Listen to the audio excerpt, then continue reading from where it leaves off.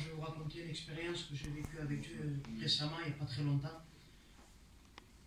Pour ma part, il y a un moment de ça, là, il y a un mois et demi en arrière, le Seigneur me parlait, me travaillait sur Ézéchias. Il y avait la pensée d'Ézéchias qui revenait à chaque fois dans mon cœur. Et je me disais, Seigneur, qu'est-ce que tu veux me dire? Et même en ouvrant la Bible, je tombais à chaque fois dessus et je l'ai lu et le Seigneur me parlait. Je pensais que voilà, c'était comme ça, il fallait que je dise ça et c'est tout. Et vous savez, souvent quand je suis travaillé comme ça par des pensées, je compose des cantiques. Et je me suis dit, je vais composer un cantique. J'ai composé le cantique, mais non, c'était pas ça.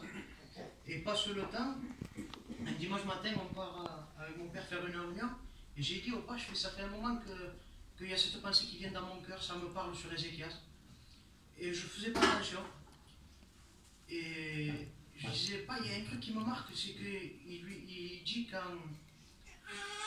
quand Ésaïe va voir Ézéchias, il lui dit, le Seigneur me dit de te dire qu'il a vu tes pleurs et entendu tes larmes.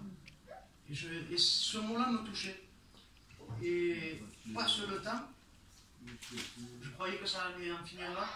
On rentre mon grand-père à l'hôpital. Ça, c'était le dimanche soir. Et le lundi matin, vous savez, le docteur nous avait dit que mon grand-père était condamné. Je rentre chez moi et je me mets un moment à part et je crie à Dieu. Je disais, Seigneur, je connais la vie de mon grand-père. Et je disais, Seigneur, j'aimerais tellement avoir cette assurance que s'il vient à partir, il parte avec toi. Je savais qu'il y avait de l'interdit et ça attristait mon cœur. Et là, vous savez, j'étais vraiment pas bien. J'avais de la peine parce que j'avais peur, j'avais une crainte. Et là, vous savez, j'ai senti comme si on me prenait dans les bras. Gloire à Dieu. La main de Dieu se posait sur moi. Et dans mon cœur, ça me disait, si ton péché est rouge comme le cramoisi, je le rendrai plus blanc que la laine. Vous savez, à ce moment-là, je me suis dit, Seigneur, tu vas étendre tes mains, tu es capable de guérir, tu es capable de tout faire, tu es capable de lui donner le salut. Et vous savez, à ce moment-là, on rentre à l'hôpital, j'arrive. Je rentre à peine dans l'hôpital, il y a ma petite soeur qui vient en courant vers moi. Elle vient avec un papier qu'elle avait trouvé par terre. Et sur ce papier, il y avait écrit « Heureux ceux qui mènent le deuil, car je les soutiendrai ». Et à ce moment-là, je me suis dit, Seigneur, tu vas permettre qu'ils partent, mais tu vas nous donner cette paix qui sera auprès de toi alors. Et pour moi, c'était comme ça. Je me suis dit, mon grand-père va partir, mais le Seigneur va étendre ses mains. Vous savez, il y a plusieurs personnes qui étaient montées, qui étaient venues me voir et me dire, ça y est, ton grand-père a fait la paix avec Dieu, et tu sais, ce qu'il faisait, il ne le fait plus.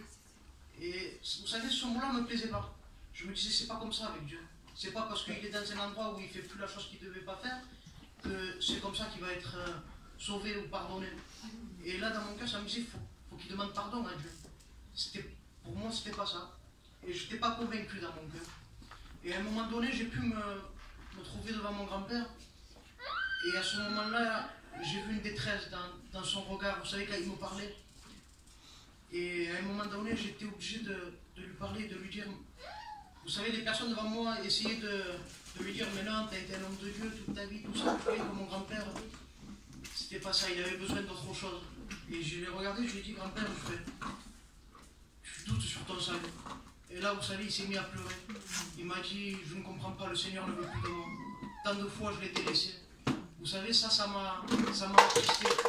Mais je lui ai dit, grand-père, tu sais, tant que tu lui demanderas pardon de tout ton cœur, le Seigneur te pardonnera. Amen. À ce moment-là, vous savez, mon grand-père s'est mis à crier à Dieu, on a prié ensemble, et il a versé des larmes. Gloire à Dieu. Et là, le Saint-Esprit me parlait, il me disait, tu vois, quand le mot qui te travaillait, qui te disait, j'ai vu et j'ai entendu ces larmes. Et bien là, à ce moment-là, vous savez, ce mot-là est revenu dans mon cœur. Vous savez, nous, on s'attendait à ce que mon grand-père parte.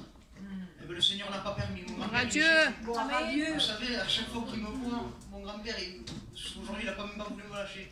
Il me parle du Seigneur toute la journée. Gloire à Dieu. Vous savez, le lendemain, on est allé lui faire une réunion. Le premier jour, il doutait de son salut. Il criait à Dieu en pleurant. Le lendemain, c'était une prière de victoire. Amen. Oui, Dieu, il rendait grâce à Dieu.